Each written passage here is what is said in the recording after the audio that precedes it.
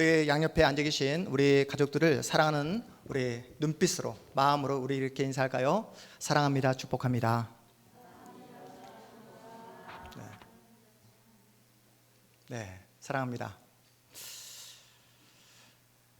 오늘 본문의 말씀을 보니까 베들레헴 출신인 엘리멜렉이 누구와 결혼을 하게 되죠? 엘리멜렉이 나오미와 결혼을 하게 됩니다. 엘리멜렉의 뜻은 하나님은 나의 왕이시다. 엘리멜렉의 이름의 뜻이 뭐라고요? 하나님은 나의 왕이시다. 나오미의 이름의 뜻은 희락, 기쁨이라는 뜻을 가지고 있어요. 나오미의 이름의 뜻이 뭐라고요? 희락, 기쁨입니다. 여러분, 딱 이름을 들어봤을 때 엘리멜렉, 나오미 모두 신실한 하나님을 믿는 가정에서 태어난 자녀이구나 라는 사실을 우리가 짐작해 볼 수 있잖아요. 두 사람이 결혼하고 얼마가 지났는지 알 수 없지만 엘리멜렉과 나오미가 거주하고 있었던 장소 어디였죠? 베들레헴의 흉년이 들게 됩니다. 우리 본문 1절 말씀 우리 다시 한번 읽어보겠습니다. 1절입니다. 시작. 사사들이 치리하던 때에 그 땅에 흉년이 드니라. 유다 베들레헴의 한 사람이 그의 아내와 두 아들을 데리고 모압 지방에 가서 거류하였는데, 여러분 지금 엘리멜렉, 나오미가 살았던 시대가 어떤 시대라고요? 사사들이 치리하던 때. 그렇다면 여러분, 사사들이 치리하던 때는 어떤 상황이었습니까? 어떤 시대입니까? 이스라엘 역사상 영적으로 가장 암울했던 시기, 가장 어두웠던 시기가 어떤 시대였다? 사사 시대였습니다. 우리가 함께 살펴봤던, 작년에 함께 살펴봤던 삼손이 살았던 시대가 바로 사사 시대였잖아요. 가끔씩 사사들이 하나님의 능력에 힘입어 이스라엘이 놀라운 회복을 경험하지만 살만하면, 틈만 나면 죄를 짓는 자리로 나아갔던 시대가 바로 사사 시대였습니다. 하나님은 나의 왕이시다 라는 이름의 뜻을 가지고 있는 엘리멜렉이 첫째 아들의 이름을 어떻게 짓습니까? 말론이라고 짓습니다. 말론의 이름의 뜻이 뭘까요? 말론의 이름의 뜻은 질병이라는 뜻이에요. 질병아 요즘처럼 코로나19 바이러스가 있는 바이러스야 이렇게 아들의 이름을 짓게 된 것입니다. 둘째 이름은 더욱 과간입니다. 둘째가 이름이 어떻게 되죠? 기련입니다. 그렇다면 여러분, 기련의 이름의 뜻은 뭘까요? 네, 첫째 이름이 질병, 둘째 이름이 뭐요? 파멸, 죽음이라는 이름의 뜻을 가지고 있어요. 파멸아, 죽음아, 이렇게 둘째 아들의 이름을 짓게 된 것입니다. 여러분, 제정신을 가진 부모라고 한다면 사랑하는 자녀의 이름을 질병아, 파멸아 이렇게 지을 수 있었을까요? 그렇다면 사랑하는 자녀가 이렇게 눈앞에 있어요. 태어났어요. 얼마나 사랑스러운 자녀입니까? 그럼에도 불구하고 질병아, 죽음아 이렇게 이름을 짓게 된 이유가 뭘까요? 사랑하는 자녀인데, 자녀의 이름을 축복아, 행복이라고 짓게 되면 누가 질투할까봐? 귀신이 질투할까봐. 그래서 자녀에게 안 좋은 일이 생겨날까봐 여러분, 액땜이라고 들어보셨죠? 네, 그러한 잘못된 당시 가나안 땅에 유행했던 그 미신, 그 샤머니즘적인 그런 요소를 엘리멜렉이 받아들였다는 증거입니다. 이렇게 영적으로 음란한 그 사사시대에 살고 있었던 엘리멜렉 가정에 뭐가 닥쳐왔다고요? 흉년이, 기근이 찾아왔습니다. 여러분, 사흘을 굶으면 남의 담장을 넘지 않을 사람이 없다 들어보셨죠? 배고프면 무슨 일이든 다 한다는 얘기잖아요. 처자식이 굶고 있는데 가장인 엘리멜렉이 가만히 있겠습니까? 가장으로서 처자식을 살리기 위해서, 먹을 것을 구하기 위해서 모든 방법들을 다 강구했을 거예요. 하지만 엘리멜렉이 살았던 지역이 어디라고요? 우리 함께 본문을 읽었잖아요. 엘리멜렉이 살았던 지역이 어디라고요? 그렇죠. 베들레헴. 하나님이 약속하신 약속의 땅, 젖과 꿀이 흐르는 땅, 베들레헴. 히브리어로 베이트가 뭐냐면 집이라는 뜻이에요. 베이트. 그리고 레헴 하면 뭘까요? 빵, 떡이라는 뜻을 가지고 있습니다. 그래서 베이트 플러스 레헴 해서 합성어가 베들레헴이에요. 그래서 베들레헴의 이름의 그 지명의 뜻이 뭐가 될까요? 빵집이 되는 겁니다. 빵집.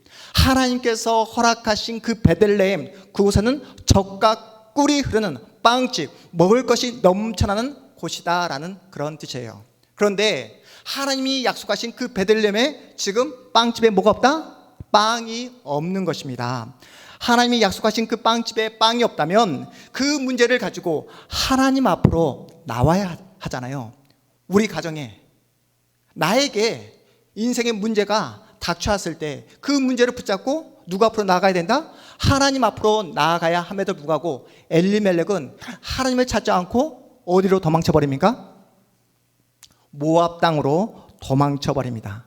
사실 엘리멜렉은 모압 땅으로 이사갈 마음이 전혀 없었어요. 너무나 배가 고파서 잠시 그 배고픔을 해결하기 위해 모압 땅 이방으로 잠시 도망을 친 것입니다. 엘리멜렉은 배고픔을 해결하기 위해 잠시 동안 모압 땅에 거류하기로 결정했지만 여러분 2절 보십시오. 거류에서 2절 하반절을 보시면 그들이 모압 지방에 들어가서 거기 살더니 흉년을 피해 갔던 모압 지방에서 이제는 완전히 터를 잡고 정착해 버립니다. 모압 지방에 와서 보니까 어떻다고요? 살만하다는 거예요. 모압 지방이 너무나 좋게 보였던 것입니다. 베들레헴에서는 계속해서 하루 걸려서 계속해서 배를 굶고 먹을 것이 없어서 처자식이 눈물을 흘렸는데 와서 보니까 먹을 것이 풍성합니다. 조금만 허리띠를 졸라내면 아파트를 살 수 있을 것 같고, 조금만 돈을 저축하면 남들이 타고 다니는 자동차를 탈 수 있다는 그 생각에 엘리멜렉은 이방 땅인 모압 땅에 정착하기로 결정해 버립니다. 이방 땅에 정착하기로 결심한 그때에 어떤 일이 벌어지죠? 3절 말씀에 보니까 이방 땅에 정착하기로 결심한 그때에, 지금 우리 한글 성경에는 그때에라는 그 단어가 없는데 언어를 살펴보면 그때라는 단어가 나옵니다. 그때 어떤 일이 벌어나죠? 그렇습니다. 이방 땅에 정착하기로 결정한 그때에 엘리멜렉이 죽게 됩니다. 그러나 비극은 여기서 멈추지 않아요. 나오미의 두 아들마저 다 죽어버립니다. 같은 날에. 우리 루키 1장 5절 말씀 우리 함께 읽어보겠습니다. 1장 5절 말씀입니다. 함께 읽습니다. 시작. 말론과 기론 두 사람이 다 죽고 그 여인은 두 아들과 남편의 뒤에 남았더라. 여러분 보세요. 흉년이 한 가정 안에 닥쳐들었어요. 그 배고픔, 그 기근을 피해서 어디로 도망가죠? 모압 땅으로 도망을 가지만 남편이 죽고 이어서 사랑하는 아들 2명까지 한날에 죽어버리는 그 비극으로 지금 나오미의 가정의 이야기가 시작됩니다. 여러분, 우리의 삶에 우연이라는 게 있습니까? 우연. 예수 믿는 우리의 삶에는 우연이라는 게 있을 수가 없습니다. 여러분, 우리가 우연히 이 동탄 지역에 동탄 한마음교회를 세우게 되었습니까? 여러분, 우연히 동탄으로 이사를 오시게 되어서, 이 근처로 이사를 오시게 되어서, 아니면 여러 가지 상황 때문에 우리 교회에 우연히 동탄 한마음교회 성도가 되셨습니까? 아니잖아요. 하나님께서 우리를 향한 뜻이 있잖아요. 하나님께서 우리에게 향하신 분명한 계획이 있다는 사실을 여러분 알고 계시잖아요. 그런데 인생의 흉년이 내 앞에 찾아올 때면 그저 내 눈앞에 있는 문제만 함몰될 때가 얼마나 많습니까? 그저 나의 배고픔, 지금 당장 해결해야 될 나의 문제, 나의 건강, 나의 미래, 우리 가정의 미래만 함몰되어 하나님이 나에게 이런 현실을 허락하신 뜻이 무엇인지 묻지 않고 그저 현실 속에 함몰되어 살아갈 때가 얼마나 많습니까? 하나님의 뜻이 무엇인지, 나를 향한 그리고 우리 가정을 향한 하나님의 계획이 무엇인지 하나님 앞에서 엎드려서 스스로 어떻게 해요? 스스로 하나님께 물어야 함에도 불구하고 우리는 틈만 나면 누구를 찾아간다? 누구를 찾아간다? 틈만 나면 스스로 하나님께 물어야 됨에도 불구하고 우리는 틈만 나면 나보다 영빨이 더 낫다고 하는 사람들을 찾아가는 사람들이 우리 교회는 한 분도 안 계시지만 저쪽 교회는 여전히 많다는 소식을 제가 듣게 되었습니다. 누가 예언의 은사가 있다더라, 누가 잘 맞춘다더라 하면 뭔가 점쟁이를 찾아간 것도 아니고 머리를 조아리며 그분에게 뭔가 기도를 받게 되면 모든 인생의 문제가 다 해결될 것처럼 그렇게 믿고 그들을 찾아가는 분들이 여전히 한국교회 신자들 가운데 있다는 사실이에요. 자녀의 이름을 말론, 기론이라고 지었던 엘리멜렉이 했던 그 실수를 여전히 답습하고 있는 신자들이 오늘 한국교회에 여전히 많다는 사실입니다. 인생을 살다 보면 정말 이해할 수 없는 일들을 우리가 수없이 만나게 되잖아요. 전혀 납득할 수 없는 상황에 놓일 때가 얼마나 많습니까? 그런 인생의 문제 앞에서 살아가는 우리에게 성경이 뭐라고 말씀하고 있죠? 뭐라고 말씀하고 있습니까?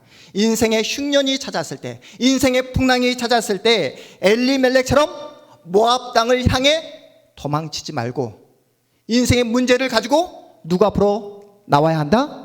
하나님 앞으로 나와야 된다. 하나님께 엎드려야 된다. 하나님의 뜻을 구해야 된다고 성경은 우리에게 일관되게 말씀하고 있습니다.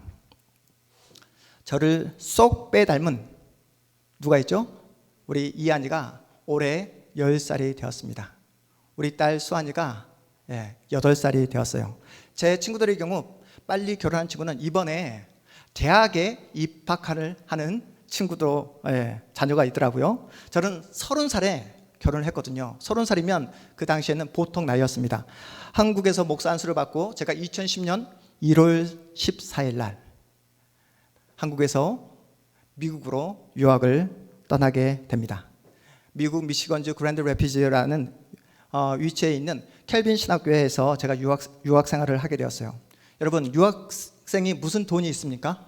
그렇죠. 돈이 없어서 재정적으로 어려워서 학교에서 제가 가서 얼마 지나지 않아서 학교에서 아르바이트를 하게 되었습니다. 학교에서 하는 아르바이트가 뭘까요? 청소 아르바이트를 했어요.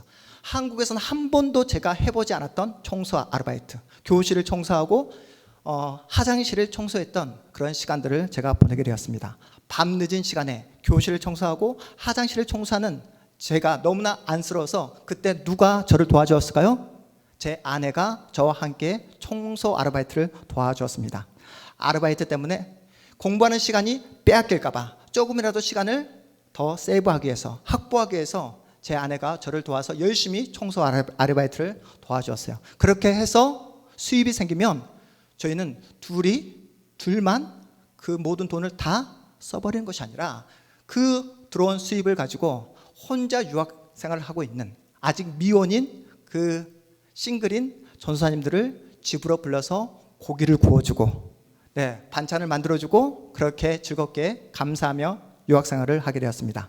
한 학기를 마치고 여름방학이 되었을 때 그토록 기다렸던 자녀를 하나님께서 우리 가정에 허락을 해 주셨어요.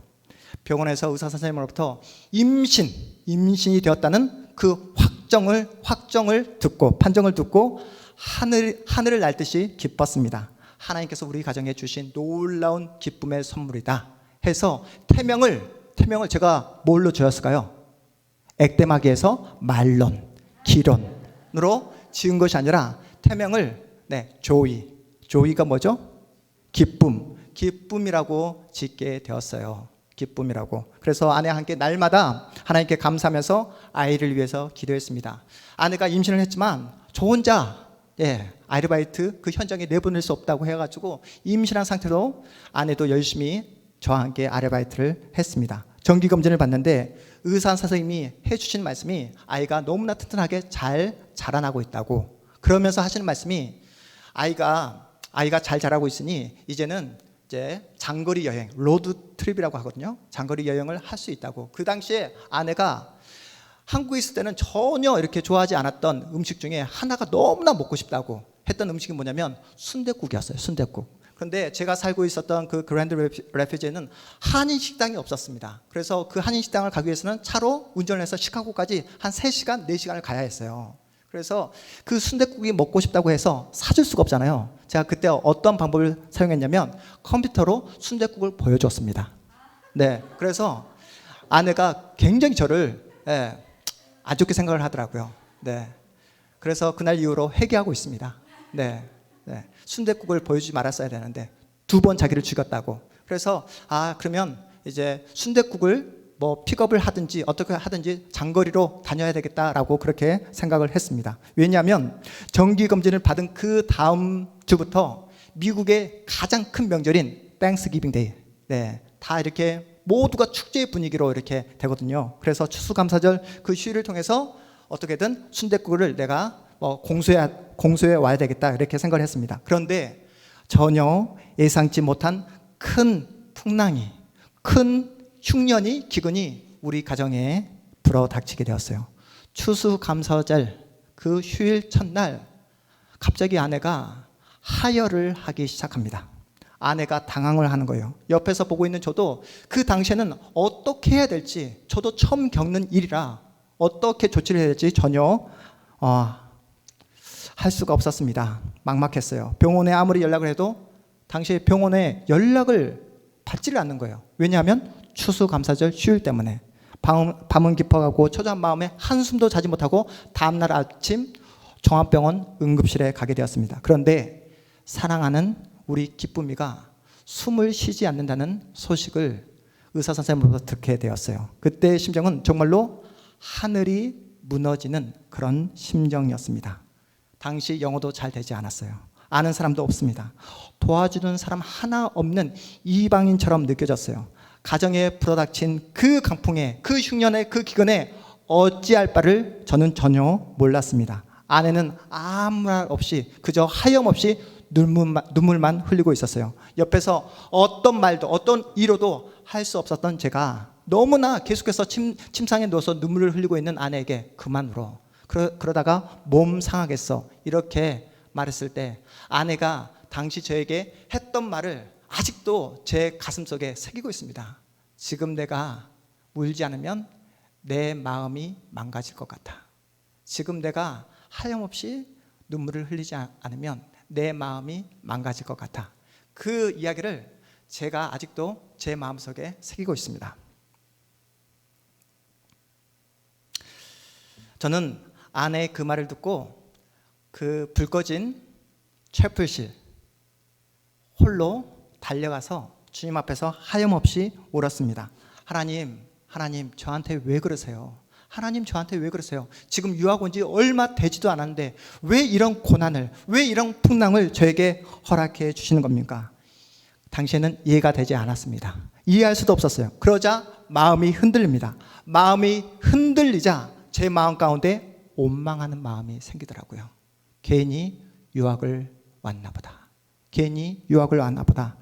한국을 떠날 때는 하나님께서 보내주신 유학길이라는 그런 확신이 있었습니다. 분명히 하나님이 저와 함께 해주겠다고 약속해 주셨거든요. 하나님의 약속 하나 믿고 이 유학길에 왔는데 하나님 이게 웬일입니까? 이게 무슨 일입니까? 하나님 앞에서 하염없이 울었어요. 그렇게 기다렸던 자녀를 하나님께서 허락해 주셨는데 지켜주셔야지 이렇게 허망하게 데려가시면 어떡합니까? 하면서 하나님 앞에서 하염없이 울었던 그런 시간들이 있었습니다. 그리고 제가 한국에 전화를 걸었어요. 부모님께 저 이런 일 때문에 공부를 접고 한국에 들어가겠다고. 그리고 저를 위해서 항상 기도해 주시는 제 멘토 목사님에게 이렇게 전화를 했습니다. 목사님, 사정이 이렇게 돼서 제가 공부를 바로 접고 한국으로 돌아가겠습니다. 그때 어머니가 하신 말씀이 조금만 기다려라. 저의 멘토이신 목사님이 조금만 참아봐라. 그때 제 옆에서 함께 기도해 주셨던 한인 목사님들 계셨거든요. 그분들의 그 조언과 권면이 당시에는 전혀 제 귓가에 들리지 않았습니다. 혹시 이 자리에 여전히 풀리지 않는 인생의 문제 때문에 답답한 마음을 가지고 이 자리에 나오신 우리 성도님은 안 계십니까? 건강 때문에, 관계 때문에, 재정 때문에, 미래 때문에 답답한 마음으로 이 자리에 나오신 성도님도 계실 겁니다. 내가 할 수 있는 그 모든 일들을 다 동원해 보지만 해결되지 않는 인생의 문제 때문에 좌절과 절망을 반복해서 경험하고 계시는 우리 성도님도 이 자리에 계실 거예요. 여러분, 엘리멜렉이 살고 있었던 그 베들레헴에 흉년이 들었던 이유가 무엇이었죠? 흉년이 든 이유가, 빵집에 빵이 사라진 이유가 무엇이었습니까? 하나님만 섬기고 하나님만 사랑해야 될 이스라엘 백성들이 하나님을 떠나버리고 영적인 음란함에 빠졌기에 하나님은 징계로 흉년을 보내신 거예요. 그 흉년을 통해서 뭐 하라고요? 너희들 다 죽어버리라고 하신 뜻이 아니라 그 흉년을 통해 누구에게로 돌아오라고? 하나님께로 돌아오라고.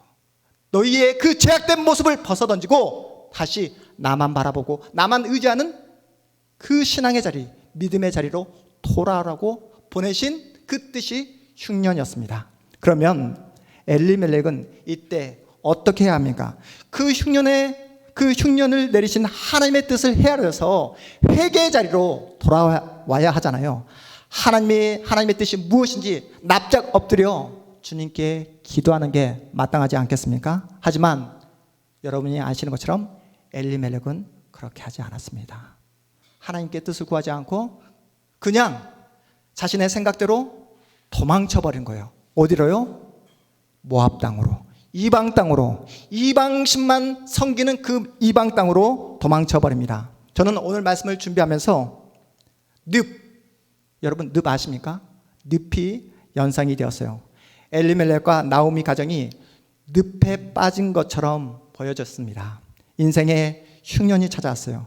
감당하기 어려운 그 인생의 문제 앞에서 어찌하든 살아보려고 발버둥 치면 칠수록 늪 속으로, 더 깊은 늪으로 빠져들어가는 그 엘리멜렉, 나오미가 생각이 됐습니다. 요즘 우리 사회가 어떻습니까? 코로나19로 모든 사람들이 고통당하고 있어요. 모든 사람들이 힘들어하는 이 시기에 다른 한편에서는 어떤 강풍이 일어나고 있죠? 지금 부동산 강풍이 일어나고 있습니다. 다른 한쪽에서는 지금 주식 강풍이 일어나고 있어요. 영끌에서 부동산을 사겠다는, 그리고 대학 등록금까지 주식에 투자하는 청년들이 지금 속출하고 있습니다. 제가 볼 때는 지금 온 사회가 늪에 빠진 것처럼 보여져요. 여러분, 코로나 바이러스가 생겨난 이유가 무엇이죠? 코로나 바이러스가 그냥 생겨난 것입니까? 우연히 생겨난 것입니까? 아니잖아요. 인간의 탐욕 때문에, 인간의 욕심 때문에 생겨난 바이러스가 코로나19 바이러스잖아요. 그러면 탐욕을, 그러면 욕심을 멈추고 우리가 하나님께로 돌아서야 하잖아요. 그런데도 돈에 대한 광풍이 지금 한국 사회를 지금 다 감싸안고 있는 형국입니다. 한국 사회 전체가 물질의 늪에, 탐욕의 늪에, 욕심의 늪에 빠져 있는 그런 형국이에요. 여러분, 늪에 빠지면 어떻게 해야 됩니까?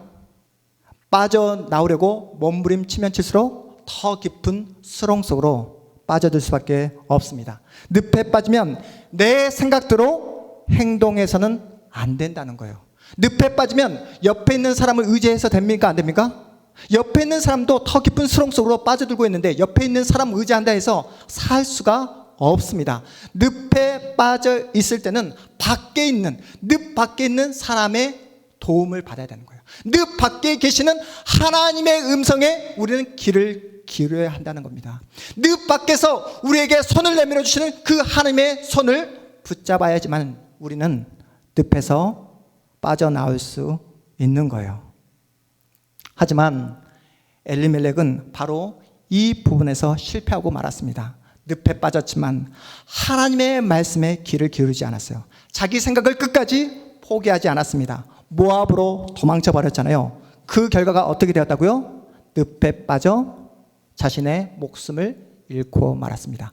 자신의 목숨만 잃는 것이 아니라 온 집안 자체가 다 풍지박산이 되고 말았잖아요. 남편이 죽고 사랑하는 두 아들이 하루아침에 급사했다면 그 집안은 어떤 집안이라고 우리가 생각하죠? 망했다. 더 이상 소망이 없다라고 생각합니다. 사람들이 나오미에게 뭐라고 말했겠습니까? 남편이 모자라 누구까지 잡아먹은? 아들까지 잡아먹은 여인이라고 손가락질 하지 않았겠습니까? 인간적인 눈으로 볼 때는 나오미 인생에는 더 이상 소망이 보여지지 않아요. 그런데 여러분, 놀라운 사실은 그 늪에 빠져 더 이상 소망이 보여지지 않는 그 나오미 인생 가운데 하나님은 놀라운 반전의 역사를 일으키십니다. 지금은 늪에 빠져 아무것도 보이지 않지만 나오미 본인 자체 스스로도 나는 더 이상 소망이 없어, 나는 절망뿐이야 라고 자폭하고 있을 그때에 하나님은 나오미에게 누구를 남겨주시죠? 며느리 룻을 남겨주십니다. 앞으로 우리가 계속해서 살펴보겠지만 늪에 빠져 더 이상 소망이 보이지 않았던 나오미 그 집안에 누가 태어나게 되죠? 4장의 마지막 부분에 보면 누가 태어나게 됩니까? 나오미 집안. 지금은 늪에 빠져 아무런 소망이 없어 보이는 그 나오미 집안을 통해 누가 태어나게 됩니까? 우리 희훈이? 맞습니다. 다윗 왕이 태어나게 됩니다. 여러분, 모든 사람들이 다 나오미를 향해 손가락질합니다. 남편이 모자라 자식까지 잡아먹은 그런 여인이라고 했던 그 나오미 집안을 통해 구원자 예수 그리스도가 태어나십니다. 하나님은 인간의 생각을 완전히 전복시켜 버리십니다. 하나님의 은혜는 멈추지 않는다. 우리 따라해 보겠습니다. 하나님의 은혜는 멈추지 않는다. 다시 한번 더 큰 소리로 하나님의 은혜는 멈추지 않는다. 이것이 바로 룻기 말씀의 핵심입니다. 저는 사랑하는 자녀를 하늘나라로 떠나보내고 홀로 그 첼프실에서 하나님을 바라보며 하염없이 울었습니다. 제 마음 가운데 그 마음이 안정이 되지 않고 당신은 널뛰기를 하는 거예요.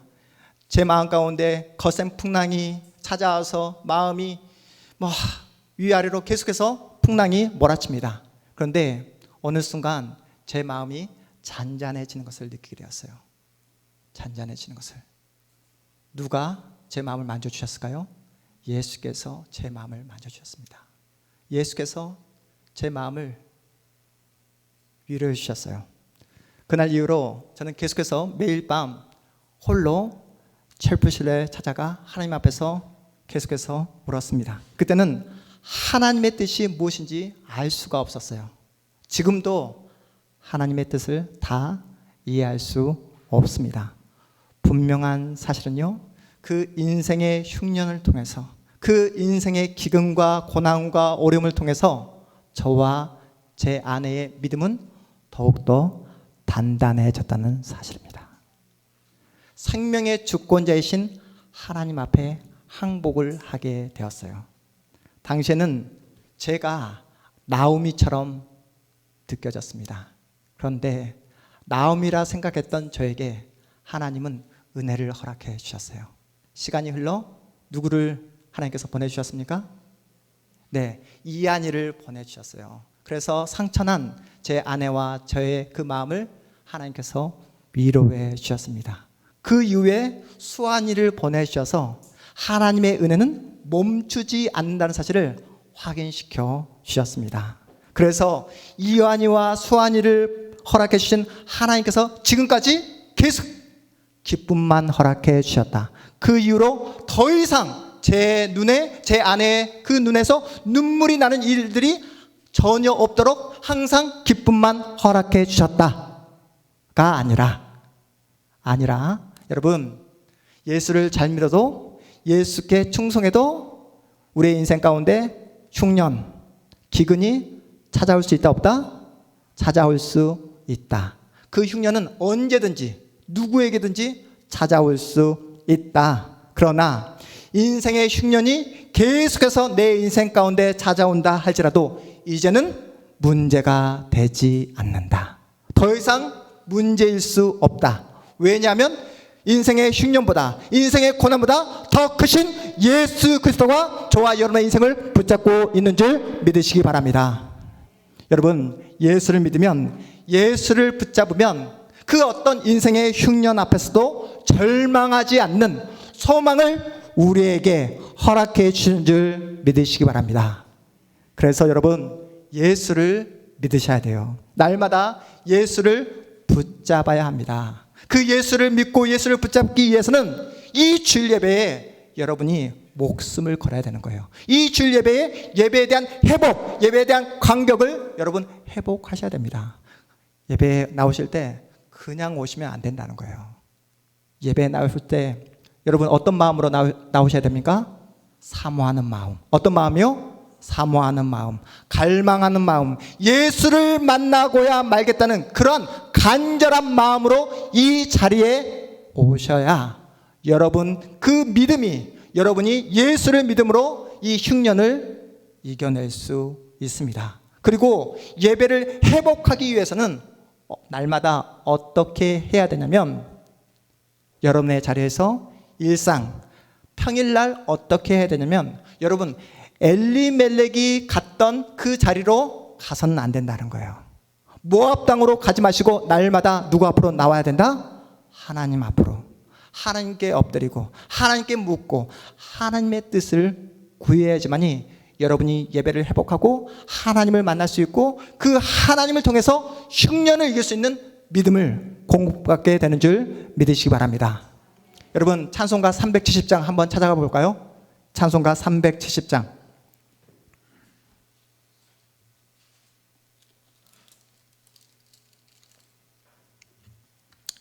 우리 찬송가 370장. 제가 찬송을 불러드리고 싶지만 제가 찬송을 부르게 되면 여러분이 시험 당할까봐 우리 1절 말씀 1절 우리 찬양 한번 읽어보겠습니다. 주 안에 있는 나에게 시작. 주 안에 있는 나에게 땅 근심 있으랴. 십자가 밑에 나아가 내 무엇을 풀었네? 내 짐을 풀었네. 2절 말씀 2절 찬양 시작. 그 두려움이 변하여 내 기도가 되었고 전날의 한숨 변하여 내 노래 되었네. 여러분 믿으십니까? 그 두려움이 변하여 내 기도가 되었고 전날의 한숨 변하여 내 노래 되었네. 여러분 우리 집사님들 사실 코로나19가 힘들다 하지만 우리 집사님들 지금까지 지나왔던 인생의 시간들 한번 돌이켜 보시기 바랍니다. 여러분 어떤 시간들을 통과해 오셨습니까? 사는 것보다 죽는 것이 더 낫다라고 할 만큼 그 어려운 시간들을 통과하신 우리 집사님들 계시잖아요. 그 시간들을 어떻게 버티고 지금 이 영광의 자리까지 오시게 되었습니까? 날마다 나를 찾아오시고 나를 만나주시고 내 마음을 위로해 주시는 주 안에 있는 나에게 그 두려움이 변하여 내 기도가 되었고 전날의 한숨 변하여 내 노래 되었네. 이 찬양을 하시면서 이 영광의 자리까지 오신 줄 믿으시기 바랍니다. 여러분 그래서 힘들고 어려울 때마다 누구를 찾아가서는 안 된다? 사람들 찾아가지 마시고 어떤 상황과 환경 의지하지 마시고 누구 앞으로 나와야 된다? 날마다 하나님 앞으로 나와서 하나님께 납작 엎드려서 하나님의 뜻을 구하시는 여러분 모두가 되시기를 주님의 이름으로 축복합니다.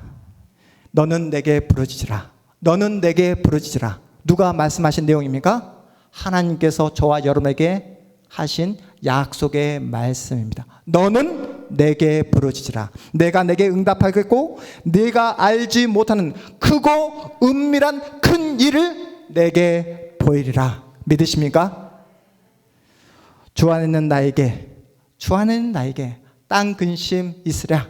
우리의 모든 짐을 주님께 풀어놓고 그 나라 가기까지 예수께서 보호하실 것을 믿으며 내 앞길 멀고 험해도 누구만 따라가리? 주님만 따라가리. 이렇게 찬송을 부르며 이렇게 주님을 의지하며 나갈 때 하나님께서 이 모든 흉년을 이고도 남을 만한 그 놀라운 믿음을 여러분에게 공급하여 주실 줄 믿으시기 바랍니다. 여러분, 그래서 예배를 회복하고 예배를 통해 하나님을 만나면 더 이상 인생의 고난이, 인생의 흉년이 문제가 되지 않는다는 사실이에요. 세상이 아무리 나를 힘들게 하고 나를 넘어뜨리고 위협하고 유혹해도, 세상이 아무리 나를 어렵게 한다 할지라도 예수께 붙잡힌 내 인생, 누가 끝까지 책임져 주신다? 예수께서 책임져 주신다. 저는 그 예수 그리스도를 여러분 모두가 만나시기를 주님의 이름으로 축복합니다. 그 예수 그리스도를 날마다 여러분의 인생의 주인으로 모시기를 주님의 이름으로 축복합니다. 그래서 그저 주일날에만 그냥 습관적으로 나오는 종교인이 아니라 여러분의 힘과 능력으로 인생을 살아가시는 것이 아니라 내 인생 전부를 예수께 맡기고 예수께서 허락하신 그 믿음을 가지고 날마다 믿음으로 승리해 나가시는 진짜 예수의 사람들 다 되시기를 주님의 이름으로 축복합니다. 우리 자리에서 일어나겠습니다.